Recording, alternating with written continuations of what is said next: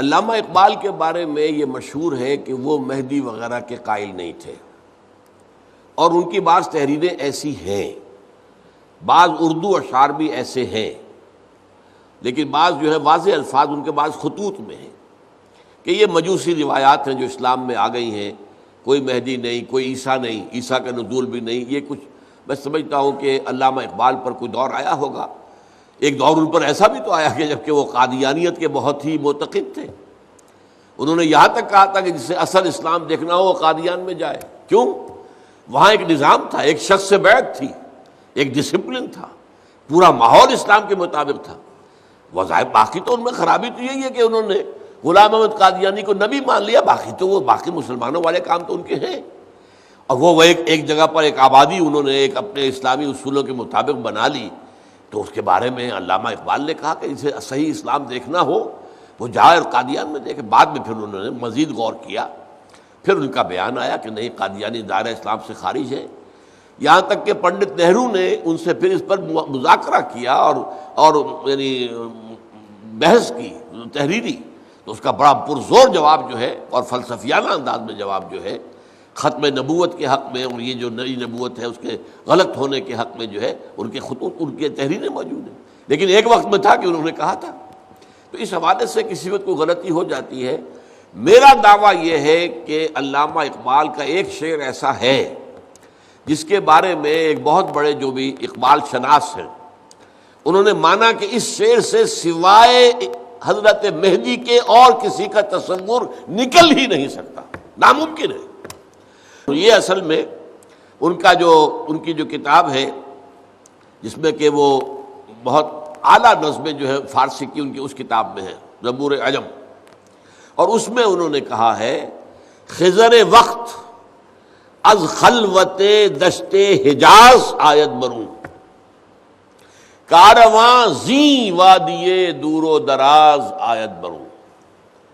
وقت کا خضر، وقت کا رہنما، یعنی یہ جیسے مجدد وقت، وقت کا خضر، وقت کا رہنما، خلوت دشت حجاز، حجاز کی کہ صحرا کی دشت میں سے برآمد ہوگا، اور کارواں قافلہ جو ہے وہ اس وادی دور و دراز، وادی سندھ جس میں ہم آباد ہیں، یہاں سے چلے گا۔ اب اس میں اصل میں دو حدیثوں کی علامہ اقبال نے وضاحت کر دی ہے۔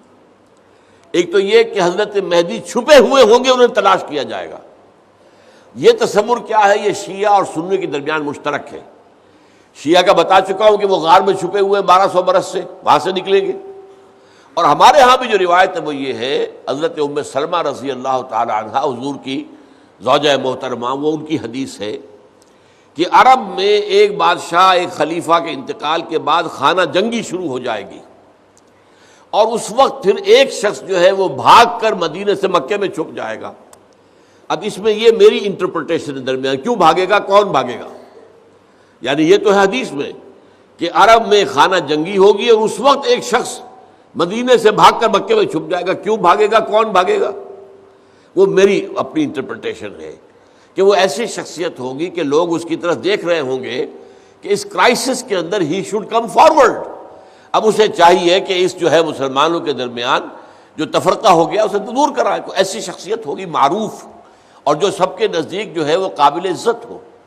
لیکن وہ اس ذمہ داری سے گھبرائیں گے، اب وہ بھاگ کر جا کر مکے میں چھپ جائیں گے، پھر انہیں مکے میں تلاش کیا جائے گا اور نکالا جائے گا، اور ان کے ہاتھ پر بیعت کی جائے گی حجر اسود اور مقام ابراہیم کے درمیان، اور زبردستی کی جائے گی، وہ نہیں چاہیں گے کہ ان کے ہاتھ پر بیعت کی جائے۔ یہ حدیث ہمارے ہاں بھی ہے۔ تو گویا کہ کہیں پر چھپے ہونے کی حالت سے برآمد ہونا، یہ جو ہے شیعہ اور سنی دونوں میں مشترک ہو گیا۔ اور یہ وہ پہلا مصرع ہے، خضر وقت از خلوت دشت حجاز آید برون۔ وہ جو خضر وقت ہوں گے، جنہیں میں کہہ رہا ہوں مجدد وقت، وہ دشت حجاز کے کسی گوشے سے برآمد ہوں گے۔ دوسری حدیث کیا ہے؟ یخرج الناس من المشرق یؤتون للمہدی، یعنی سلطان ہی، مشرق سے فوجیں جائیں گی، کسی مشرقی ملک سے، جو مہدی کی حکومت قائم کریں گی عرب کے اندر۔ اس حدیث کا مصداق علامہ اقبال کہہ رہے ہیں کہ یہی وادی سندھ ہے، یہاں سے فوجیں جائیں گی۔ یہ اسلام کے لیے بننے والا ملک ہے یہ وادی سندھ. اور وادی سندھ میں بہت عجیب بات ہے جو اکثر آپ لوگوں نے نہیں سمجھی ہوگی. ہم وادی سندھ سمجھتے ہیں صرف پاکستان میں ہے. وادی سندھ کا آدھا حصہ افغانستان میں ہے. یہ اصل بات سمجھیے کہ ہوتا کیا ہے. جیسے درخت ہے جا رہا ہے, اس کی شاخیں ادھر بھی پھیلی, ادھر بھی پھیلی, ادھر بھی پھیلی, ادھر بھی پھیلی, تو چاروں طرف پھیلی نا. اسی طرح دریا جو بڑے بڑے بنتے ہیں وہ چھوٹے چھوٹے دریا ادھر سے آتے جا رہے ہیں, ملتے جا رہے ہیں, ادھر سے آتے جا رہے ہیں, ملتے جا رہے ہیں. اب سارا آپ کے پانچ دریا کہاں گئے؟ دریائے ستلج بیاس مل کر چلے گئے, آگے چل کر راوی آ گیا, چناب آ گیا, جہلم آ گیا. کہاں گئے؟ یہ سندھ میں گئے. یہ سب دریائے سندھ کی ٹریبیوٹریز ہیں. پھر اوپر ایک دریائے سواں ہے اور ایک اس سے اوپر بھی اور آتا ہے جہاں ہیرو, دریا ہیرو, اور یہ وہ چلتے رہتے. چھوٹے چھوٹے دریا تو بے شمار ہیں. آپ جب جاتے ہیں موٹر وے پر تو فلاں برج آ گیا, فلاں برج آ گیا. ہم تو صرف 5 دریاؤں کے نام جانتے ہیں, ستلج, بیاس, راوی, چناب, جہلم. اللہ اللہ خیر صلی اللہ. بیاس تو یہاں آتا ہی نہیں, ہو تو وہیں کا وہیں جو ہے ستلج کے اندر گم ہو جاتا.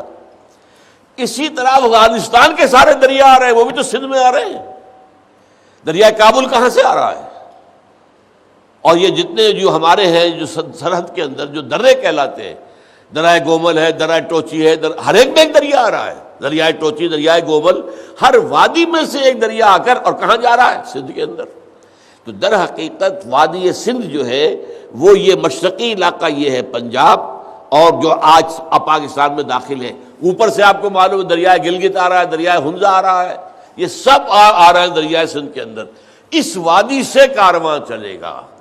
علامہ اقبال نے چونکہ جو پاکستان کا تصور پیش کیا تھا تو اس کے اندر یہ چیز شامل تھی کہ اگر ہمیں مل جائے یہ ملک, مغربی پاکستان, مشرقی پاکستان کی بات ہی نہیں تھی اس وقت, اگر ہمیں مل گیا تو ہمیں موقع مل جائے گا کہ ہم یہاں اسلام کے چہرے پر جو بدنما داغ اور دھبے آ گئے تھے عرب امپیریلزم کے دور میں, ملوکیت آ گئی, تو اس کے دھبوں کو دھو کر صحیح اسلام کی شکل پیش کر دیں. یہ تھا نظریہ پاکستان جو ہم نے ابھی تک اس پر عمل نہیں کیا. اسی لیے پاکستان ڈگمگا رہا ہے, اس کو سٹیبلٹی نہیں ہے. وہ ہر وقت جو ہے وہ ایسا معلوم ہوتا ختم ہو جائے گا, ختم ہو جائے گا. دنیا میں تو کہانیاں ہیں, تھنک ٹینکس کہہ رہے ہیں ختم ہو جائے گا, بلکنائزیشن ہو جائے گی, ٹکڑے ہو جائیں گے, ختم ہو جائے گا, وغیرہ وغیرہ. تو اس حوالے سے یہ شعر جو علامہ احمد جاوید صاحب ہیں, بہت بڑے مفکر آدمی ہیں, آپ نے ٹیلی ویژن پر ان کے بہت سے مذاکرات وغیرہ سنے ہوں گے. جو ہمارا اسلامی مشرقی فلسفہ ہے اس پر ان کی بڑی گہری نگاہ ہے. اگرچہ انہوں نے یہ کہا کہ یہ شعر میں تو نکلتا ہے تو مہدی ہی نکلتا ہے, لیکن محض شعر کی وجہ سے ہم یہ نہیں کہہ سکتے کہ علامہ اقبال جو ہے مہدی کے قائل تھے, جبکہ ان کی وہ تحریریں بھی موجود ہیں. لیکن اس کی جو توجہ انہوں نے کی وہ میں اس سے اتفاق نہیں کرتا. میری توجہ یہ ہے کہ علامہ اقبال کے ہاں 2 چیزیں چل رہی ہیں ساتھ ساتھ. مرج البحرین یلتقیان بینہما برزخ لا یبغیان. ایک ان کی فلسفیانہ باتیں ہوتی ہیں, عقلی باتیں, ان کے اندر ایک محدودیت ہے. دین کی باتیں اس پورے کے پورے عقلی ترازو میں پوری نہیں اتر سکتی. دین ماورا ہے, عقل سے ماورا ہے, عقل کے خلاف نہیں ہے, عقل سے ماورا ہے. لیکن ایک ان کی جو ہے شاعری, جو رات کو خاص طور پر شاعری کرتے تھے, وہ الہامی ہوتی تھی.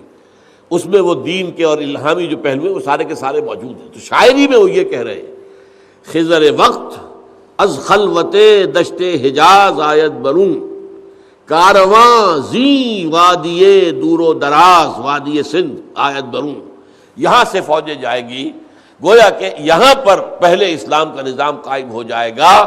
پھر جب وہ وہاں پر ظاہر ہوں گے تو وہاں پر, یعنی اس کے اندر یہ چیز امپلائڈ ہے کہ عربوں میں دم نہیں ہوگا. عرب کھوکھلا ہو چکا ہے عیاشی سے, اور پیسہ جو اس کے پاس آیا ہے کثرت کے ساتھ, اور ظاہر بات ہے اس سے قومیں تو کھوکھلی ہو جاتی ہیں.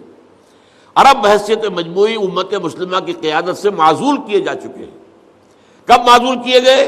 1258 میں, جب یہ ہے کہ آخری خلیفہ جو تھا عباسی مستعصم باللہ, اسے تاتاریوں نے محل میں سے گھسیٹ کر باہر نکالا اور ایک کسی جانور کی لاش میں لپیٹا اور سڑک پر ڈال دیا اور پھر گھوڑے دوڑا دیے. دیٹ واز دی پوائنٹ کہ اس کے بعد سے عربوں کو قیادت نہیں ہے عالم اسلام کی. اس کے بعد قیادت آئی, وہی تاتاری مسلمان ہو گئے.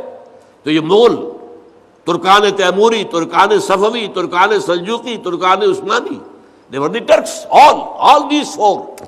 یہ بڑی جو سلطنت قائم ہوئی ہے, all 4 were تاتاریز. بہرحال ایک بات تو یہ ہو گئی جو میں نے آپ کو بتائی ہے علامہ اقبال کے بارے میں کہ حضرت مہدی کے بارے میں اگرچہ ان کی اردو کچھ خطوط کے اندر تحریریں واضح ہیں کہ وہ اس کو نہیں مانتے، اور یہ کہ بعض اور جگہ پر بھی اشارات بھی ہیں، شاعری میں اتنا کلیئر نہیں ہے انکار۔ البتہ یہ شعر جو ہے میرے نزدیک، اس کے بارے میں میں نے آپ کے سامنے، مجھے تو یقین ہے اور میں سمجھتا ہوں کہ یہ علامہ اقبال کی جو الہامی شاعری کا حصہ ہے یہ صحیح ہے۔ دوسرا جو ہے وہ عقلی منطق والی بات ہے جسے وہ حرف پیچا پیچ کہتے ہیں، حرف پیچا پیچ، حرف نیش زن۔ ایک میرا حرف وہ ہے جو جیسے کہ بچھو کا ڈنک مرتا ہے، ایسا میرا شعر جو ہے وہ تو اس طرح انسان پر اثر کرتا ہے جیسے کہ بچھو نے ڈنک مارا ہو۔ ایک حرف پیچا پیچ ہے تو اس میں تو آدمی الجھ جاتا ہے۔ یہ فلسفے کی بحثیں جہاں ہوں گی تو الجھاؤ پیدا کریں گی، اور کیا کریں گی۔ اپنی رائے دینے کے لیے کمنٹ ضرور کریں کہ یہ ویڈیو آپ کو کیسی لگی۔ ہمیں آپ کی رائے کا انتظار رہے گا۔ ہمارا چینل سبسکرائب کرنا اور نوٹیفیکیشن بیل آن کرنا نہ بھولیے گا تاکہ ہمارا رابطہ برقرار رہے۔